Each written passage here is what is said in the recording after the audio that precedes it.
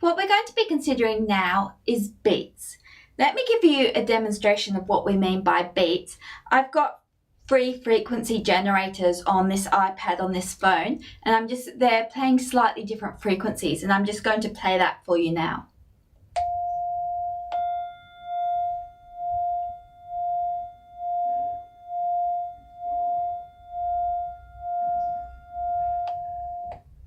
Okay, so did you hear how the sound went loud and then soft, loud, then soft, loud, then soft? Let me play it to you again so that you can listen out for that.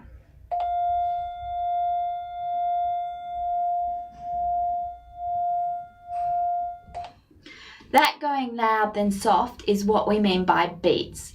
So in this lesson, we're going to look at how to derive an equation to describe beats, how to work out this beat frequency, and then we'll get you to think about some experiments you could do with classes to demonstrate beats.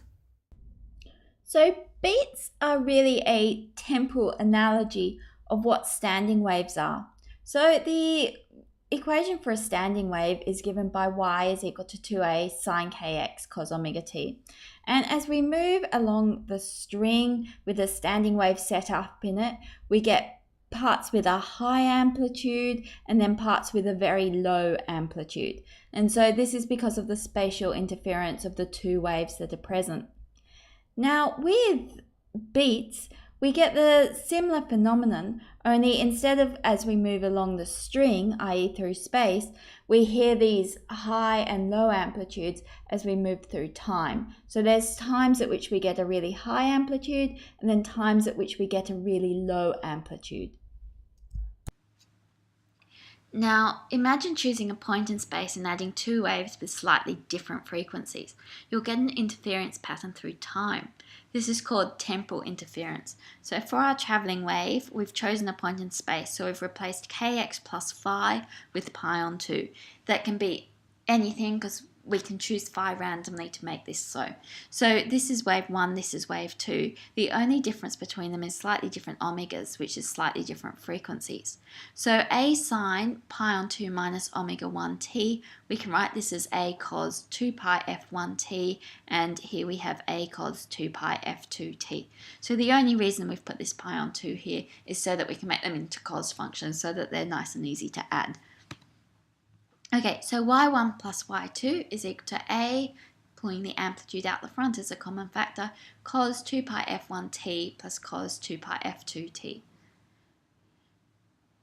So using our rules for adding cos functions, this becomes cos and then the sum of these things and then times cos minus the difference of these two things. So we end up with 2a cos 2 pi f1 plus f2t times cos 2 pi f1 minus f2t on 2. Now this is a big number, so as t changes, this cos function here oscillates between 1 and minus 1 relatively rapidly. f1 minus f2 on the other hand, for beats we choose to be a relatively small number. We choose f1 and f2 as very similar. So this part of the cos function is oscillating very slowly between 1 and minus 1. So here we show those beat frequencies. Up the top, we've got the blue line and the green line. These represent the waves with slightly different frequencies. Down below, we've added these two together. So the red line shows the sum of these two waves. The black envelope here shows what we actually hear, because we hear the loud and then the soft, the loud then the soft. And so this is just the equation that we derived. This f1 plus f2 is the rapid movement up and down inside this envelope, this black dotted envelope here. And this part shows that black dotted envelope. Okay, so the function for the envelope, this black dotted line, we just don't include this part, which is the rapid oscillations. So we've got 2a cos 2 pi f1 minus f2t on 2. And so we know that the period and the frequency here is given by cos of omega t. So omega is equal to 2 pi f, and that's equal to 2 pi f1 minus f2 on 2. And so the frequency is just f1 minus f2 on 2. And that frequency is the time it takes to go from soft to loud to soft to loud to soft. So because that is one wavelength of this function. But what we actually hear is 2 beats in that frequency because it's getting loud and then soft, loud then soft. So we get rid of this factor of 2 when we give our beat frequency. So the beat frequency is just equal to the difference in the frequencies.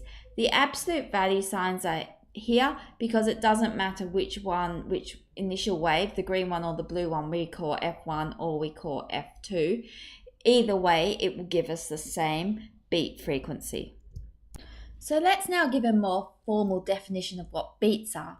So beating is the periodic variation in amplitude of a given point due to the superposition of 2 waves having slightly different frequencies. And that beat frequency is given by the difference in the frequency of the 2 waves which are creating that beat. So F beat is equal to the absolute value of F1 minus F2.